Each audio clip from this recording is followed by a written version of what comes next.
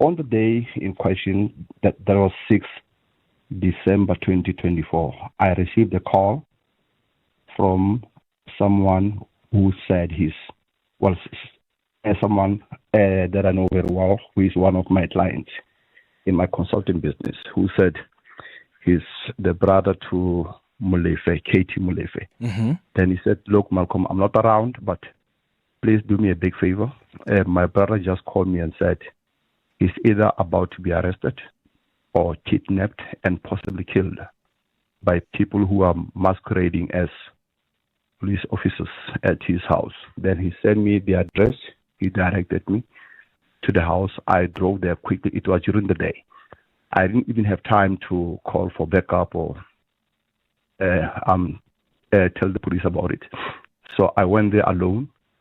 As I was about to park, then I saw there were about 35 to 40 people in the yard, and there were many vehicles outside the yard. Mm-hmm. Then at the entrance, they wouldn't allow me to enter the yard.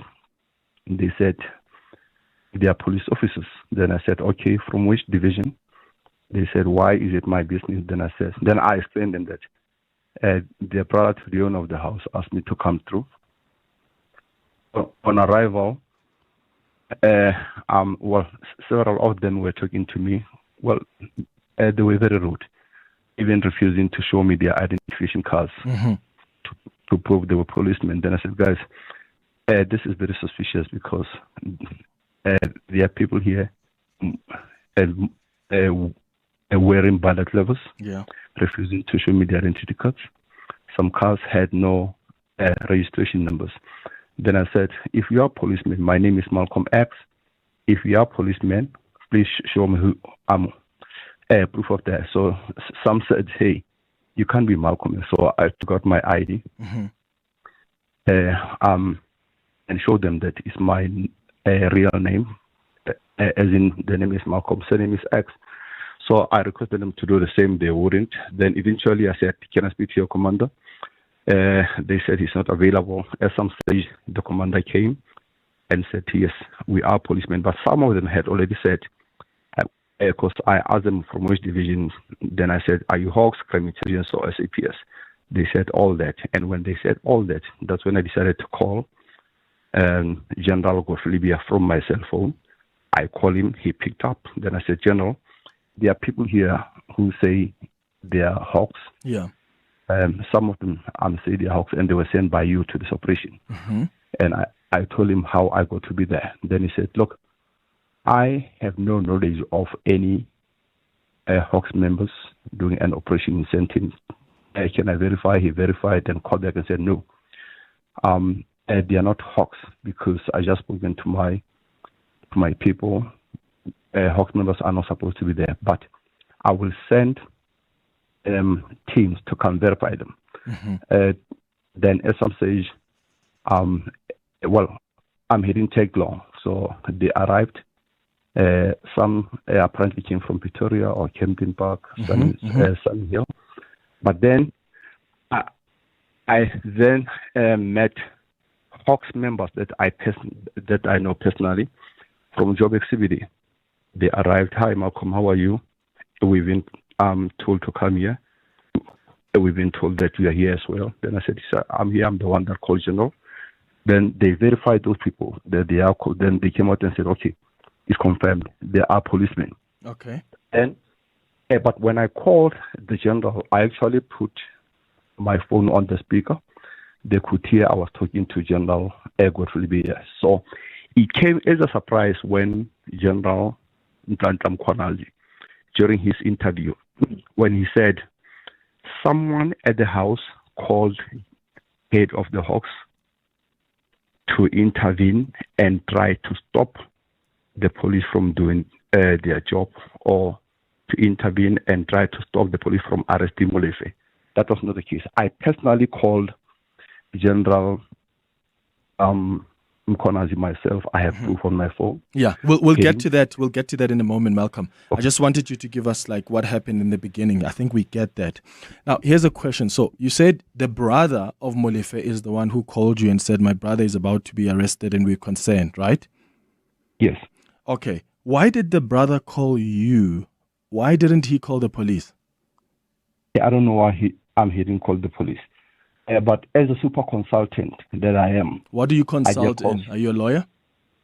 No, a consultant with a registered company in consulting. I consult for everything, entertainment, construction, all that. Okay, so with legalities like this, what gives you the authority to be, for instance, if someone consults me, it's probably going to be about the media, interviews. Nobody's going to call me, for instance, and say, oh my God, my brother is about to be arrested and these people are identified, because I don't have authority on that. I don't consult in that space. So I'm trying to understand, if you are not a lawyer, you are not an investigator, on what authority did the brother of Malefa call you and say, help? The brother of Malefa called me because he's been my client for a long time in entertainment. Now they know that I'm very close to authorities as in politicians, businessmen and stuff. Okay. Yeah. So he knew. Yeah, okay. And he knew that at that level I could assist. Okay, that might make sense. So they knew that you are close to authorities. So based on the Africa News Global website, they are saying that you said that it's the friend of Malefa who called you. In fact, let me quote it here. It says, Malcolm X told Africa Global that he received a call from a client of his who happened to be friends with Malefa. So you told Africa News Global this person was friends with Malefa. You're telling me now that this person was brothers to Malefa. Which is which? Okay. Now, in the streets, a friend can be a brother can be a friend.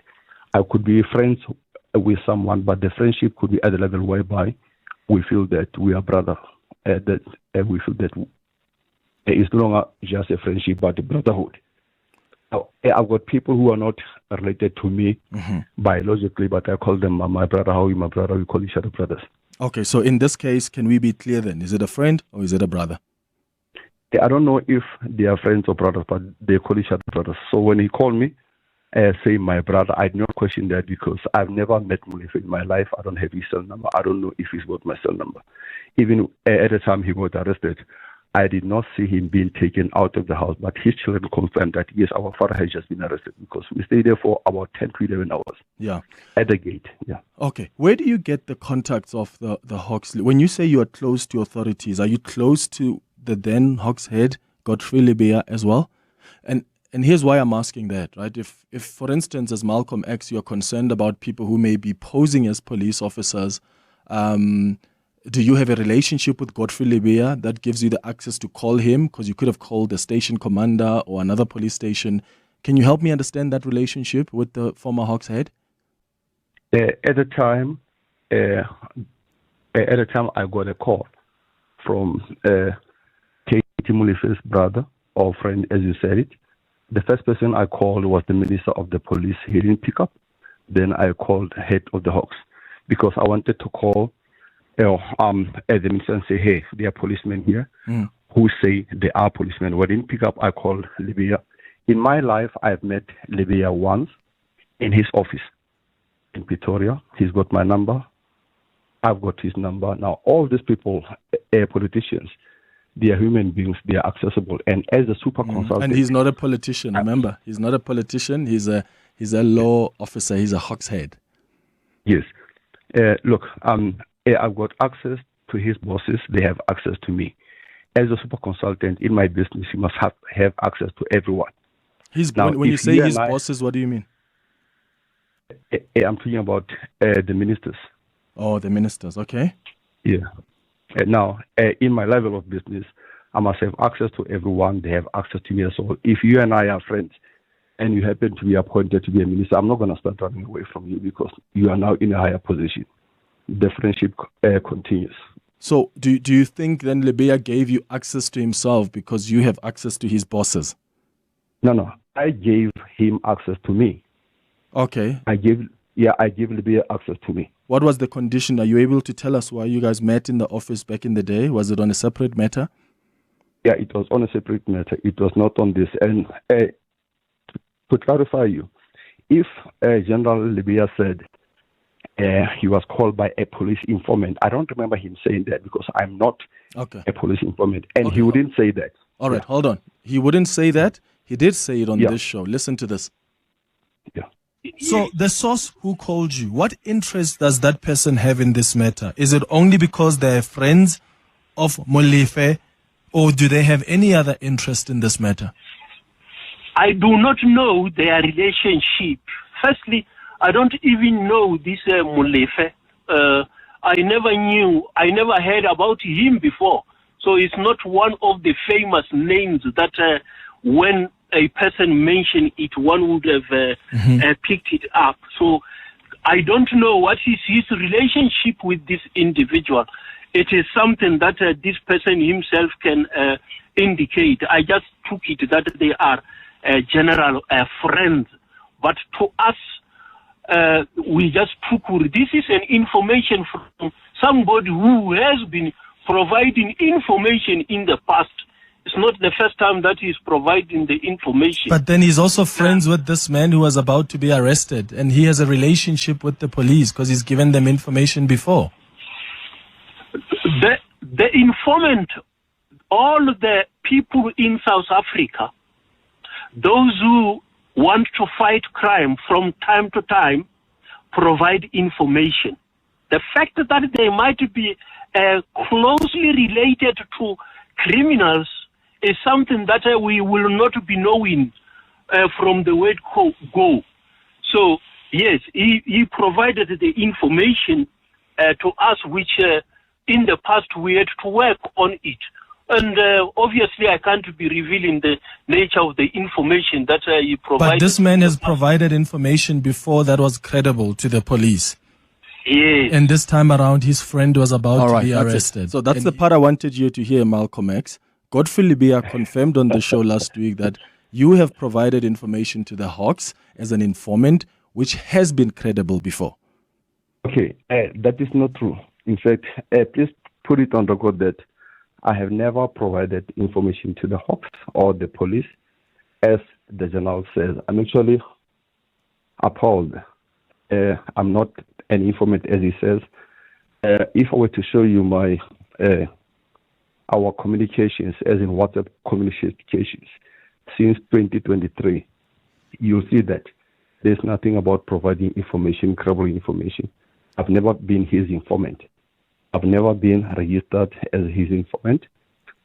So what were you guys talking about since 2023 on WhatsApp with the head of the Hawks?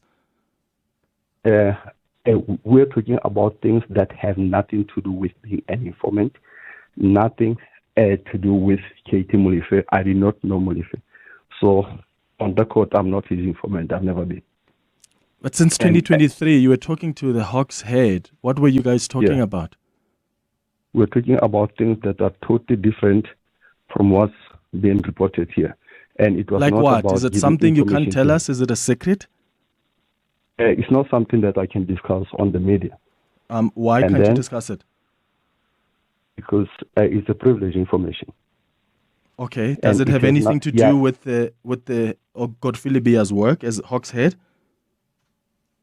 Yes, it does. But it has nothing to do with being closely related to criminals, as he alleges. I heard he said the source closely related to criminals. First of all, I've never met Malefa. When I went to his house, I had to be given directions. Yeah. No, I get that part. I get that part. Yeah. Do you understand why some South Africans are listening to this and they're wondering, there's a businessman out there who's had a relationship with the head of the Hawks and he can't disclose what that relationship is? Because if you said to us, well, we were talking about information I was providing to them because I was an informant, okay, then that makes sense because you can't share that with us. But you had a relationship with the head of the Hawks as a businessman in the context of what Mkhwanazi has said about people who are business people who have relationships with people who are law enforcement, who are in the law enforcement agencies. Do you understand why it's causing some confusion to some South Africans? I understand that. And but it has nothing to do with one being an informant. It has nothing to do with having reported something to him. I'm actually surprised that because I wasn't aware of this. Okay. That you just did let me listen. Did you link Kenny Kunene to Malefa? No. I don't know how Kenny Kunene and Malefa met, if they ever met. Okay. What's your relationship with Kenny Kunene? Kenny Kunene has been my friend since 2005 and a business partner as well. We co-owned the nightclub together. We've been in the entertainment business for a long time. He's my business associate. Okay, so Kenny Kunene didn't talk to you about Malefa that, hey, we want to run this story on Africa News Global. I need his address and I need his contact details. No, he never spoke to me about it. In fact, I'm the one who volunteered, who called Kenny and said, hey, look, man, I saw an interview of General Godfrey Lebeya saying he will not divulge the name of the person that called him. I was surprised why wouldn't the journalist say I was called by Malcolm X. Then I'm the one that said, look, I want the public to know that I'm the one that called because I've got nothing to hide. Okay. But I told the general before I called him, I said, General, I'm surprised that you did not mention my name. Then he said, look, because I didn't have your permission and I had to respect POPI Act. Yeah, then I said, I'm going to speak that I'm the one that called you. Then he said, I don't have a problem. I even said to him in my message to him, look, can I also use the picture that I took with you in your office as proof that we know each other and that... Okay. Yeah. So you called General Mkhwanazi after his press briefing. Do you have a relationship with General Mkhwanazi? Because you seem to have a very close relationship with these top police officials because you said you've got links to their bosses. They also have relationships with me. Yeah. On what basis? On what basis? I've never met General Mkhwanazi before. Besides to say we had an international festival in Durban in May. Yeah. We brought Rick Ross. I was a joint venture partner at that festival, and obviously we had to interact with authorities in Durban, the municipality, and in one of the pictures, General Mkhwanazi met my business partner. Okay, so when you called him after his press briefing, what were you trying to clarify to him? I was trying to say, General, you said someone that called General Lebeya tried to interfere with the work of the police. I'm that person, and I was not trying to interfere with the work of the police. And what did he say? He did not pick up. Then 3 hours later, he called me. I also missed his call. The following day, I called him twice, but he did not pick up. Okay. Prior to that, I had sent him, after the festival, I had sent him a message to thank him. Okay. For a festival that went well, where our people were safe. Okay. So I've never had a telephone discussion with him besides missing each other's calls. Okay, got it. Should you be asked to come and testify at this inquiry with any information you may have had, are you willing to do that? If they don't invite me, I will go there and try to force myself in because it's important for me to be there. Malcolm X, thank you so much for making time for us. I really appreciate you coming through. My goodness, my head is spinning because I've got so much to say. There's a lot that as a South African I'm concerned about based on what I've just heard.